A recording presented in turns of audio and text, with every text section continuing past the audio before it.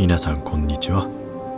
こちらはセヌアズサーガヘルブレード2のランドディサステイナルの物語を一つにまとめた動画となります。それではどうぞ。 In all the places of the earth, they know that the gods and spirits affect man's path. All the misfortune that befalls man lies at their feet. If you have eyes to see, you see their presence and their power.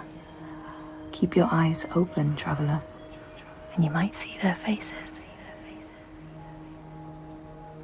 Here, they once said that Loki lies imprisoned in a cave, trapped by his enemies, who set a serpent above to drip venom on his face.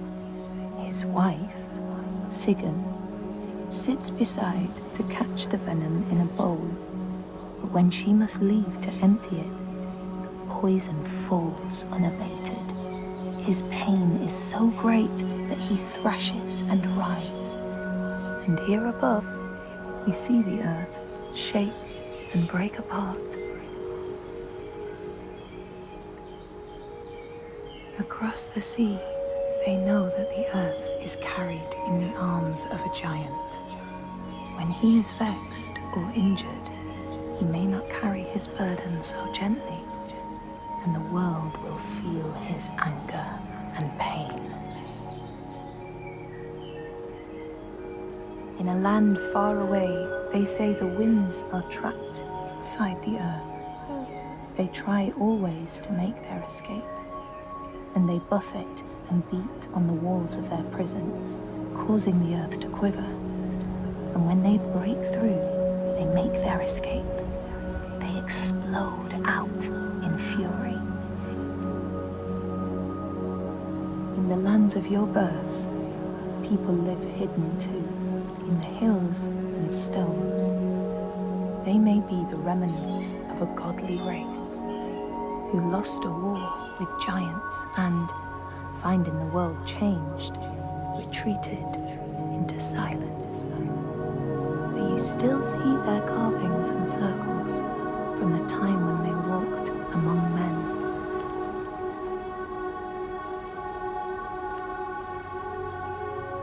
Here, they know that if times are harsh, you may ask of the hidden folk to share their bounty. And if you are strong and wise and good, they may hear your plea and send you aid. But if you are not, or if you do not respect the strictures they lay down, you might have your strife doubled.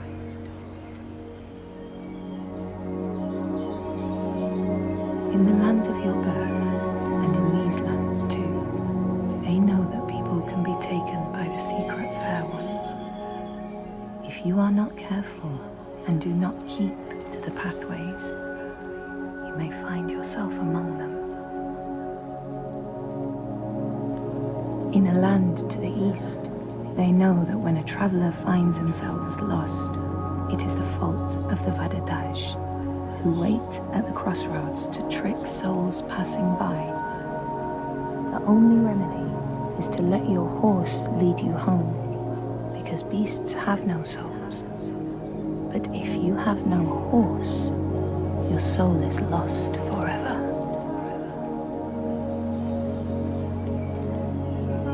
In this place, they know that sometimes the hidden folk will take their children and leave another in their place. These children may look the same as their own, but will be dazed and far away, or ill-tempered. And you know then you have a changeling in your house. In this land, when people cannot raise their children, they will leave them in a sacred place for the hidden folk to take and care for. Sometimes these children come back, but it is said that they are changed, with a wildness in their eyes, and their parents do not want them. These people know that children who have died uncared for can return as út burður, small ghosts clad in fluttering rags. When there are storms, they may cry as they did when they were human, and will look for their mothers until they find them, and never leave them again. In this land, you may catch sight of the Landisir, the spirits who embody the sacred places, the rivers and rocks. Do you see the Lady of the Mountain, the Fiak Kunan, who bathes in the waterfall and lets the drops fall on her shoulders? In the heart of the Northlands, they know the storms are born of the Oshkuredi, the hunt of Odin. The huntsmen ride horses with eyes of fire. Their weapons clash like thunder, and it is best to hide inside, lest your spirit be called to join them. In your lands, traveler, they know that the Kailif, the hag of winter, is the one who hurls sleet and snow upon the land. She lives in a sea rock and rules the waves of the roiling winter ocean with her blackthorn staff. She strikes the ground to destroy the shoots of growing green, so the winter will lie long and low on the land. These people know that the sea god, Ran, sets out nets to trap sailors and drag them to her world.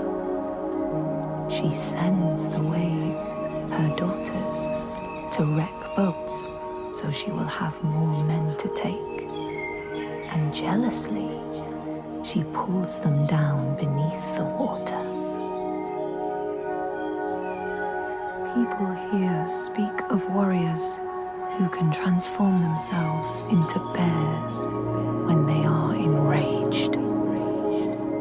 Their skin becomes hide so thick no sword or spear can break it. When King Hrolfr fought Skald, many people saw a great bear fighting beside him, who killed more men with its paw than any 5 soldiers. Men here will tell of how Jarl Hakon worshipped the giant Thorgerða and sought her aid in the middle of battle when the tide was turning against him. Fleeing to an island, he pleaded with her for aid. She demanded a sacrifice. She rejected all of his offerings until he, at last, killed his own son in sacrifice. Thorgerða gave aid, and Hakon's enemies saw the giants striding amongst the ships, arrows flying from every finger and never missing their mark. Their morale was sapped, and Hakon won his battle.